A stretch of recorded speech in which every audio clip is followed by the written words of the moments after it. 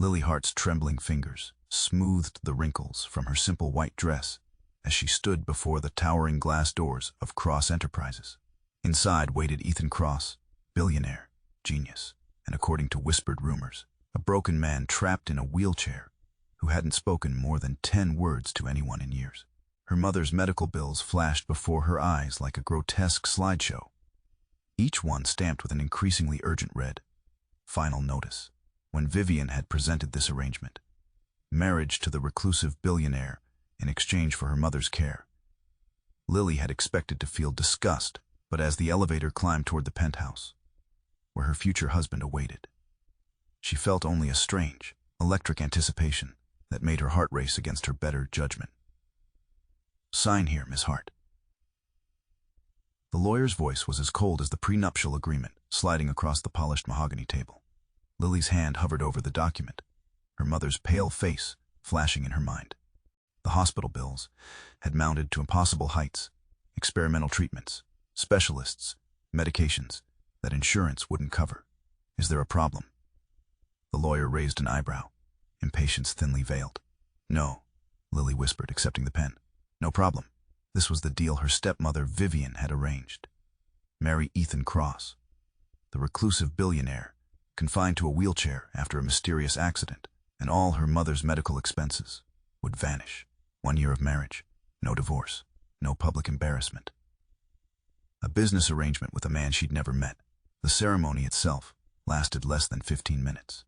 No flowers, no music, just clinical efficiency in the Cross Enterprises boardroom. When Lily finally looked up at her new husband, she was struck by the contradiction of him. Ethan Cross was undeniably handsome, strong jawline, piercing blue eyes, broad shoulders, yet utterly unreachable, watching her with detached curiosity from his wheelchair. He barely spoke during the ceremony, offering only a curt nod when asked if he took her as his wife. "Congratulations, Mrs. Cross," came a frosty female voice as they exited. The woman was immaculately dressed, with sharp features and sharper eyes. "I'm Sloane Winters, Mr. Cross's executive assistant. I'll handle your integration." The way she said it made Lily feel like a corporate acquisition rather than a bride. The penthouse was breathtaking. 60 stories above Manhattan, with floor-to-ceiling windows, showcasing the city like a personal kingdom. Modern art adorned the walls, each piece probably worth more than everything Lily had ever owned. "Your quarters are this way," Sloane said, leading her down a hallway. "Mr. Cross values his privacy. The West Wing is strictly off-limits." "And where is my husband's room?" Lily asked, testing the word on her tongue. Sloane's smile didn't reach her eyes. "In the West Wing, of course." Lily's were larger than her entire apartment. A bedroom suite with an adjoining sitting room and bathroom that could have housed a small family. Expensive clothes filled the closet, all in her size. "Dinner is at 7, Sloane said, pausing at the door. "Don't be late. And don't expect conversation. Mr. Cross doesn't waste words on pleasantries." Left alone, Lily sank onto the edge of the bed. What had she done? Married a stranger for money, sold herself to save her mother. At precisely 7, she found the dining room. Ethan was already there, positioned at the head of the table, a tablet beside his plate. "Mr. Cross," she began. "Ethan," he corrected, not looking up. His voice was deeper than she expected, with a roughness that suggested disuse. "Ethan," she tried again. "I wanted to thank you for... This isn't a love match, Mrs. Cross. Save your gratitude." He finally looked at her, those blue eyes assessing. "We both know why you're here." "Lily," she said, lifting her chin. "If I'm calling you Ethan, you should call me Lily."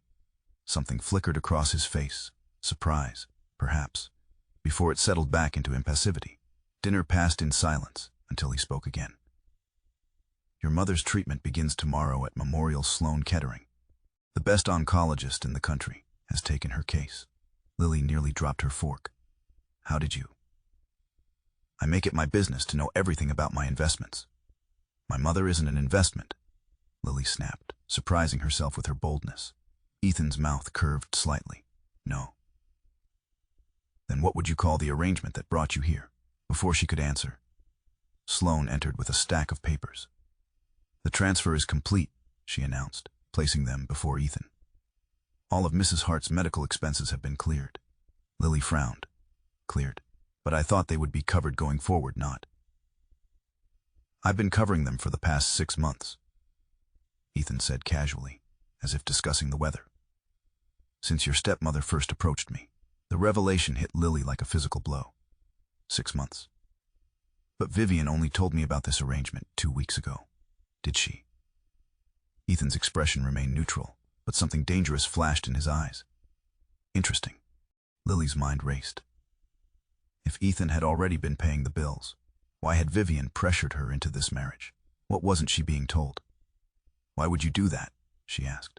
Pay for a stranger's medical care. For the first time, Ethan seemed genuinely uncomfortable. He adjusted his position in the wheelchair, a brief grimace crossing his face. Your mother's research in neurological regeneration was groundbreaking before her illness. Her work interests me. Lily knew her mother had been a respected scientist, but this level of interest from a tech billionaire seemed excessive. There was more to this story, more to her hasty marriage, than anyone was telling her. If you'll excuse me, Ethan said abruptly, maneuvering his wheelchair away from the table. Sloan will show you anything you need.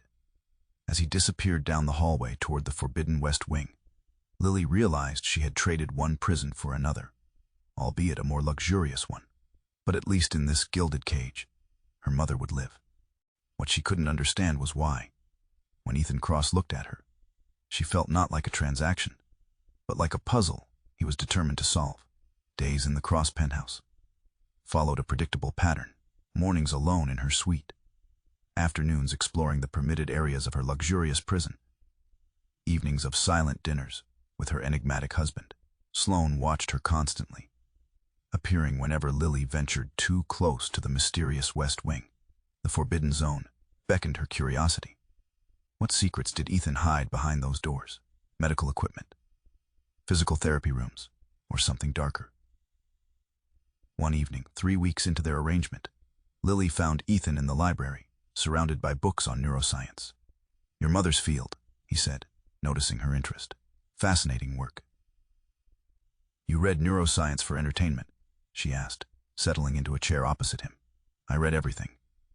For once, his voice lacked its usual edge. Knowledge is the only true currency.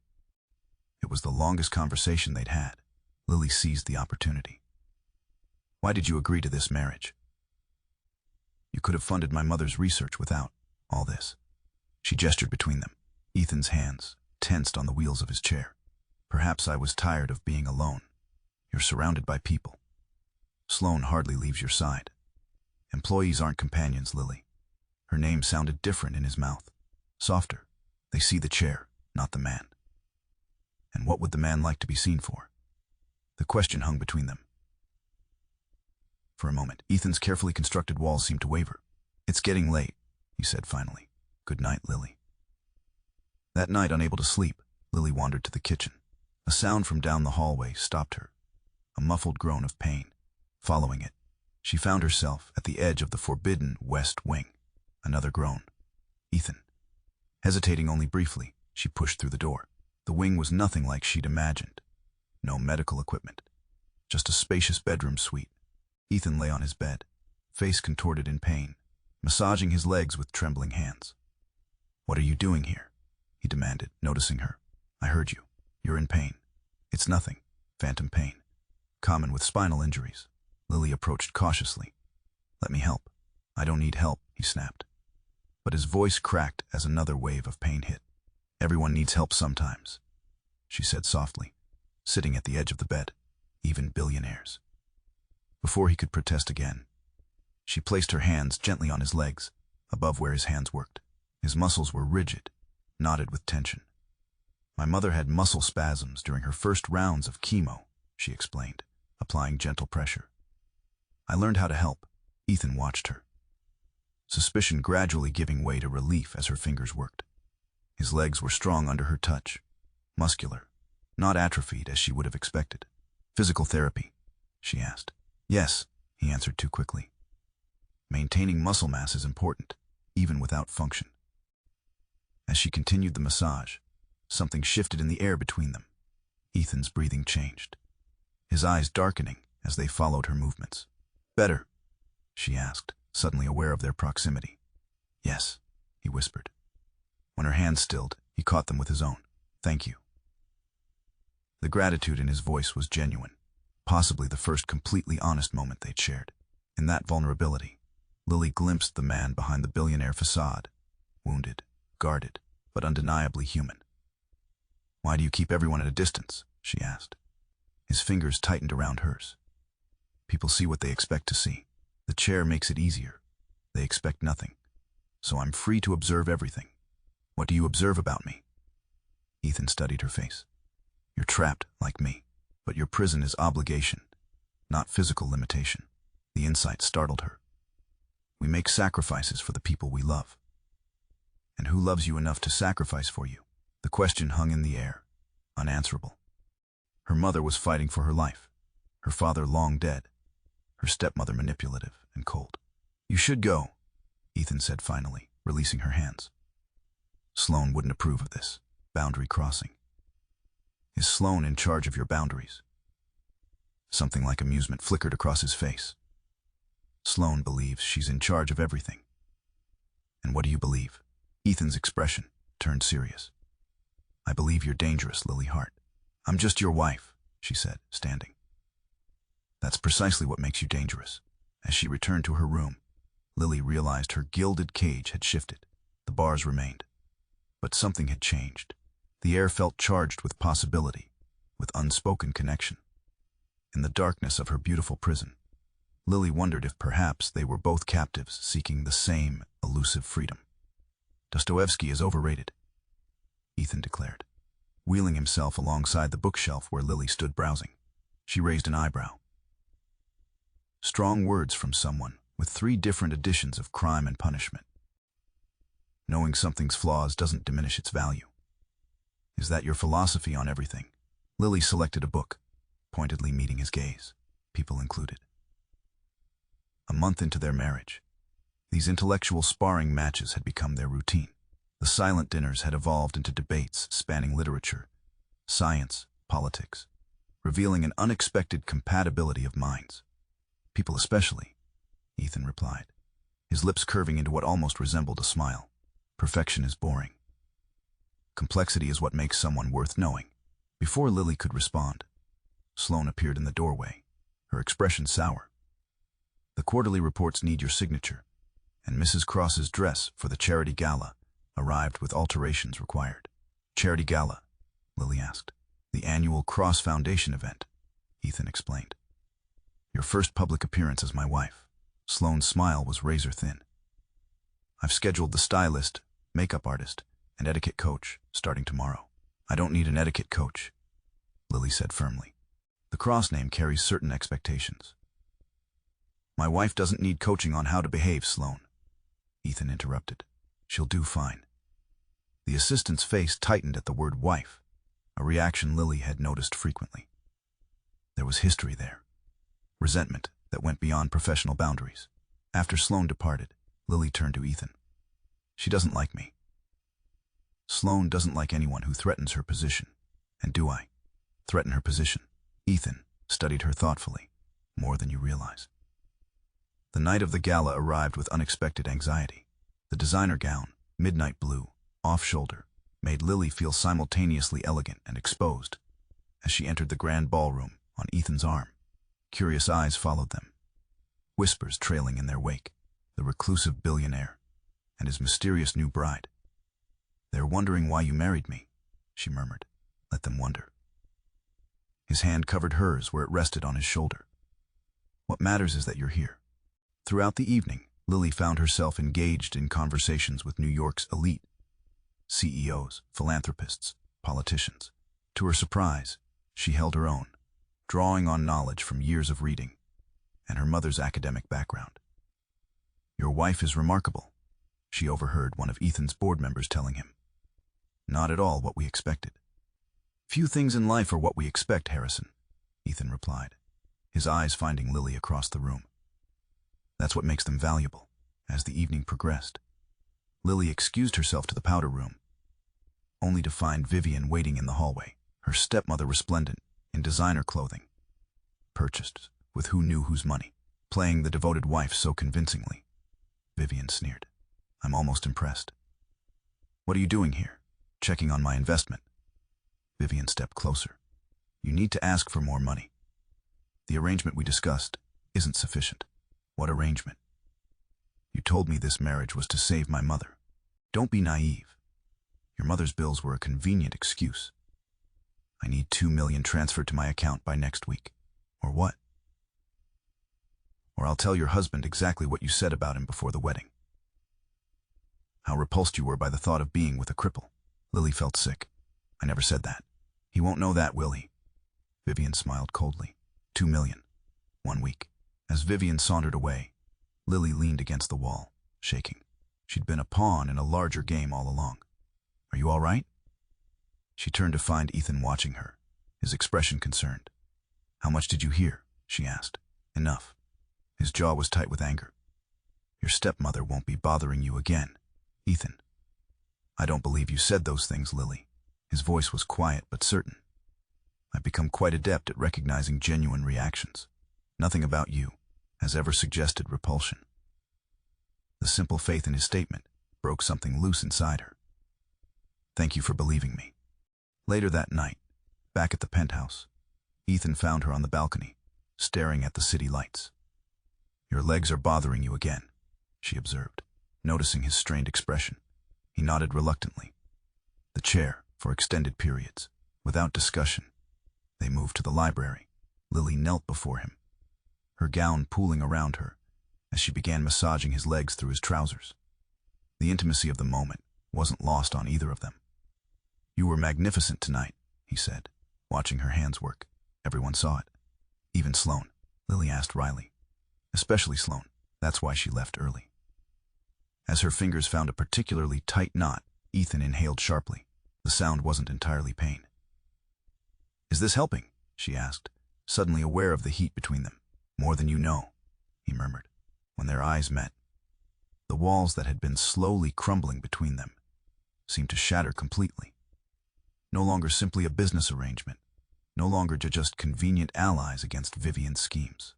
Something new was taking shape, something neither had anticipated, but both were powerless to resist.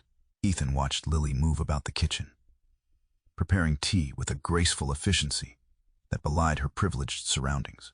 2 months into their marriage, and she remained an enigma. The woman who had agreed to marry a man in a wheelchair for money, yet treated him with more genuine humanity than anyone had in years. It was becoming dangerous, this growing attachment. He shifted uncomfortably in his chair, the guilt of his deception weighing heavier each day. You're staring, Lily remarked, placing a cup before him. You're worth staring at. A blush crept up her neck. These moments of unguarded flirtation had been increasing, each one testing the boundaries of their arrangement. I found an article about your accident, she said carefully, 3 years ago. The yacht explosion off the coast of Monaco. Ethan's fingers tightened around the teacup. The press got most of it wrong. Then tell me the truth. Why does it matter? Because I'm your wife. She said it simply, without artifice, even if only on paper. The title still unsettled him, wife.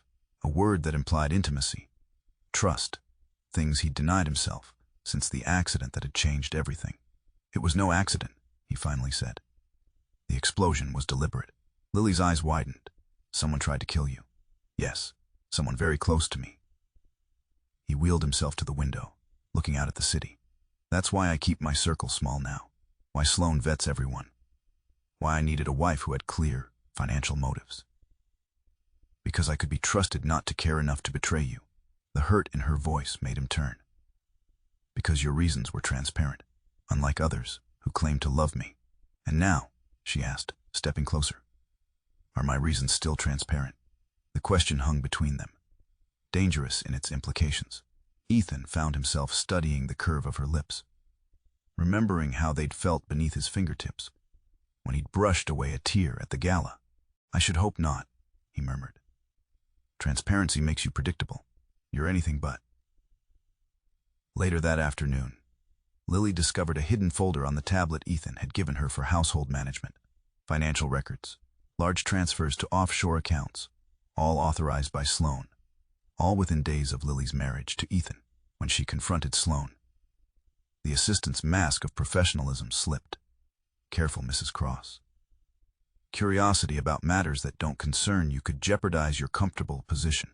My position is as Ethan's wife. A temporary arrangement, I assure you. Sloane's smile was venomous. Ethan has a pattern. He tests people, uses them, discards them. Don't mistake his attention for affection. The warning left Lily unsettled. That night, unable to sleep, she wandered to the library, only to find Ethan already there, a glass of scotch in hand. Nightmares? She asked, noticing the shadows under his eyes. Old ghosts. He offered her the glass. You look like you could use this more than me.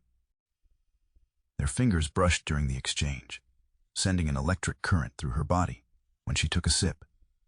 His eyes followed the movement of her throat. Sloane says you test people, Lily said, returning the glass. That you use them. Something dangerous flashed in his eyes. And what do you think? I think everyone in your life has an agenda, including me. Originally, she moved closer, perching on the arm of his wheelchair. But not anymore. What changed? I did. Her voice dropped to a whisper. You did. The air between them charged with unspoken possibility. Ethan reached up, his fingers tracing the curve of her jaw with a gentleness that belied his strength. This isn't part of our arrangement, he murmured. I don't care. When his lips finally met hers, the kiss was hesitant at first, then hungry. Months of tension unleashing in a single moment. His hands found her waist, drawing her onto his lap as the kiss deepened. Lily felt the solid strength of him beneath her. So at odds with the vulnerability he showed only to her. They broke apart, breathless, foreheads touching. This complicates things, he said, his voice rough. Life is complicated. Her fingers traced the strong line of his shoulders. Especially yours. From what I'm discovering. His body tensed. What do you mean? The financial transfers. The secrecy. The way Sloane watches me, like I'm a threat. Lily met his gaze directly. And the fact that sometimes, when you think no one's looking, you shift your weight in the chair like someone who could stand if they wanted to. Ethan's expression closed off immediately. He gently moved her from his lap, creating distance. You're imagining things. Am I? Then why is Vivian receiving payments from your accounts? What game are you really playing, Ethan? Before he could answer, a crash from the West Wing interrupted them. Ethan's reaction was immediate, wheeling himself rapidly down the hallway, Lily following close behind. In his bedroom, they found a window shattered, glass scattered across the floor, and a brick with a note attached. The dead man returns. The color drained from Ethan's face. In that moment of shock, Lily witnessed something impossible. He half rose from the wheelchair before catching himself and sinking back down. Their eyes met, his filled with panic not from the threat, but from what he'd just revealed. Ethan, get out, he whispered. Let me help you. Get out, his roar echoed off the walls. As she backed away, Lily realized that the dangerous attraction between them had just become infinitely more complicated by the secrets he was still keeping. 3 days of silence followed. Ethan retreated completely. Meals taken in his room, meetings conducted virtually. Lily found herself alone in the vast penthouse. Sloane's triumphant smirk her only company. The brick incident had been reported to security, but not to police. Ethan's orders, according to Sloane. Another mystery, in a growing constellation of questions. On the 4th night, unable to bear the isolation, Lily made her decision.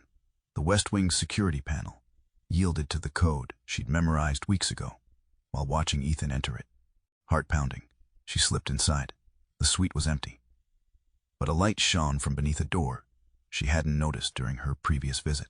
Approaching silently, she eased it open to reveal a state-of-the-art gym. And there in the center of the room stood Ethan Cross. Stood, without support, without assistance, his powerful body moving through a series of exercises that demonstrated not just mobility, but exceptional strength. The gasp escaped before she could stop it. Ethan whirled around, his expression shifting from shock to resignation as their eyes met. How long have you been walking? Lily's voice was barely audible. Ethan reached for a towel, wiping sweat from his face. I never stopped. The wheelchair is sometimes necessary. The nerve damage is real. The pain is real. He approached slowly, as if afraid she might flee. But my paralysis is selective. You've been lying to me. The betrayal cut deeper than she'd expected. To everyone. Yes. The simple admission stunned her. No excuses, no justifications. Why? She demanded, anger rising to replace hurt. What kind of sick game is this? It's not a game, Lily. He gestured to a bench. Sit, please. She remained standing, arms crossed protectively. Ethan sighed. 3 years ago, someone I trusted implanted explosives on my yacht. I was supposed to die. But I survived with nerve damage that temporarily confined me to a wheelchair. During my recovery, I discovered the attempt was orchestrated by my fiancé and my CFO. They were lovers, planning to control my company after my death. So you pretended to remain paralyzed to, what, catch them? At first, yes. Then it became useful. People underestimate you when they think you're broken. They reveal themselves. His eyes held hers. I needed to know who could be trusted, including your wife. The word tasted bitter now, especially my wife. He took a step toward her. A marriage arranged by your stepmother, who had suspicious connections to my former CFO. The pieces clicked into place. You were testing me. Initially, his voice softened. But then I got to know you, and decided to keep lying to me anyway. I've spent 3 years trusting no one, Lily. It doesn't switch off overnight. She laughed bitterly. So what was your plan? Wait until I proved myself worthy, then surprise me with a miraculous recovery. Was this all some elaborate test of my character? It wasn't supposed to be this complicated. He ran a hand through his hair, frustration evident. You weren't supposed to be you. What does that mean? You weren't supposed to massage my legs with such compassion it broke through years of defenses. You weren't supposed to debate Dostoevsky with me until midnight. You weren't supposed to kiss me like you meant it. His voice cracked. You weren't supposed to make me want a real marriage. The raw honesty stunned her. For a moment, Lily felt her resolve weaken, then hardened it again. I can't stay with someone who built our entire relationship on a lie. Everything I felt was real, Lily, but nothing I knew about you was. She backed toward the door. I understand why you did it. I might even have done the same in your position, but understanding doesn't equal forgiveness. Where will you go? To my mother. She's the only person who's never lied to me. As she turned to leave, Ethan called after her. The threat is still out there, Lily. The brick proves it. You might not be safe. She paused in the doorway. I'm not safe here either. My heart isn't. In her room, Lily packed quickly, tears blurring her vision. How had she fallen in love with a man who didn't exist? The Ethan in the wheelchair and the Ethan standing in that gym. Both were real. Both were lies. As she zipped her suitcase, Sloane appeared in the doorway. Running away so soon?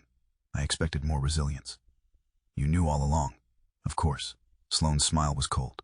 I've protected Ethan for years. From threats, from gold diggers, from women who claimed to care for him while eyeing his fortune. I never wanted his money for myself. A convenient claim now that you've been exposed. Sloane stepped closer. He'll recover from you. He always does. Always. How many wives has he tested this way? Something flickered in Sloane's eyes. You're the first wife, but not the first woman to fail his test. As Lily wheeled her suitcase toward the elevator, she passed the library where they'd shared their first kiss. The memory ached like a physical wound. She loved him. Despite the deception, despite the manipulation, despite everything, she loved the complex, wounded man behind both versions of Ethan Cross. But love without trust was just another beautiful prison. For 2 weeks, Lily immersed herself in her mother's care. The private room at Sloane Kettering offered every comfort money could buy. Ethan's money, despite everything.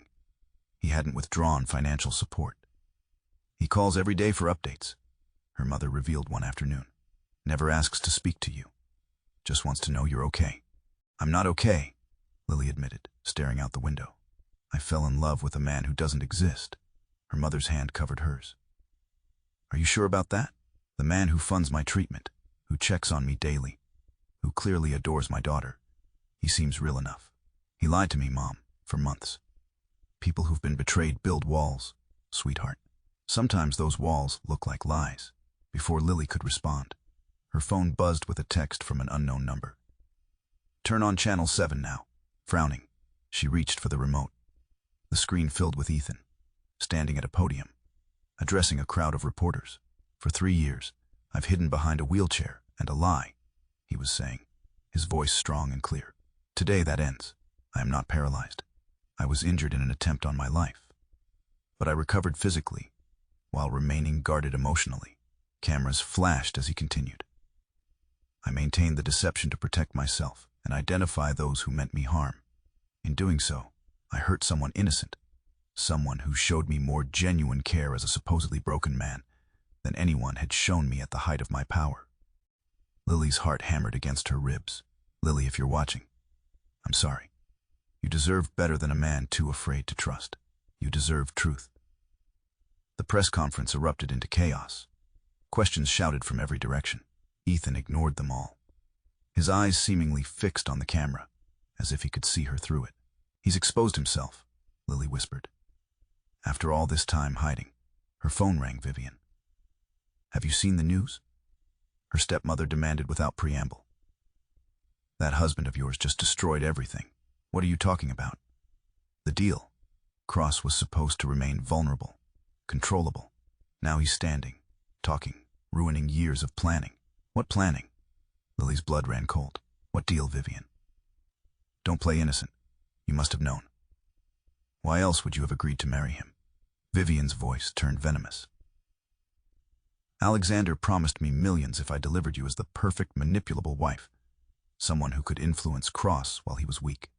Alexander Mercer, Ethan's former CFO, the man who had tried to kill him. Of course, Mercer. Who do you think arranged everything? Your mother's specialized treatments, the introduction to Cross, all of it. The truth crashed over Lily in sickening waves. She hadn't been Ethan's pawn. She'd been Vivian's and Mercer's all along. You used me to help the man who tried to murder Ethan. Don't be so dramatic. Business is business. As Vivian continued ranting, Lily texted Ethan. Vivian working with Mercer, confessing everything now. Recording call. His response was immediate. Stay where you are. Coming to you. 30 minutes later, as Lily sat with her mother explaining everything, the hospital room door opened. Ethan stood there, tall, powerful, unassisted, his eyes finding hers instantly. You came, she whispered. I should never have let you leave. He stepped inside, nodding respectfully to her mother. Security has detained Vivian in the lobby. Police are on their way for her and Mercer. I didn't know, Ethan, about any of it. I know that now. He moved closer, hesitant. I should have trusted you sooner. Her mother cleared her throat. I think I need a walk. Nurse said it would be good for my circulation. With a knowing smile, she slipped out, closing the door behind her. Alone, the air between them charged with unspoken words. I understand why you left, Ethan said quietly. I built our relationship on deception, and I married you for money, Lily countered. Neither of us has clean hands. The difference is, your motives were pure. You did it for love, your mother's care. He took another step toward her. I did it because I'd forgotten how to trust. And now I'm standing before you without pretense, without protection. His voice roughened. I don't need a caretaker, Lily. I don't need a nurse or a business arrangement. I need you. The raw honesty in his eyes undid her. I was so angry. You had every right to be, but I missed you every day. The admission felt like setting down a heavy burden. I kept thinking about that kiss in the library. Ethan closed the distance between them, his hands framing her face with a gentleness that belied their strength. I've imagined 1,000 versions of this moment, what I would say, what you might answer. And what did I answer in these imagined scenarios? His thumb traced her lower lip. Sometimes you told me to go to hell. Sometimes you forgave me instantly. But always, I kissed you like this. His mouth claimed hers with passionate certainty, all pretense stripped away. This was Ethan as he truly was, powerful, vulnerable, and completely present. Lily melted into him, her arms wrapping around his neck as she rose on tiptoes to meet his height. When they finally broke apart, breathless, he rested his forehead against hers. Come home, he whispered. Not to our arrangement, not to our business deal. Come home to me, to us, whatever we decide that means. On one condition, Lily said, her fingers threading through his hair. No more lies, not even small ones. I promise. His eyes held hers, unwavering. Complete transparency. Then yes, she whispered against his lips. I'll come home. 6 months later, they stood together on the balcony of the penthouse, watching the sun set over Manhattan. Ethan's arms wrapped around her from behind, his chin resting on her shoulder. Any regrets? He asked, pressing a kiss to her neck. Lily turned in his embrace, studying the face of the man she now knew completely, strengths, flaws, and everything between. Only that we wasted so much time not trusting this, she said, rising to meet his kiss. They had both been prisoners, he in his deception, she in her obligation. Now in the truth of their connection, they had found a freedom neither had known was possible.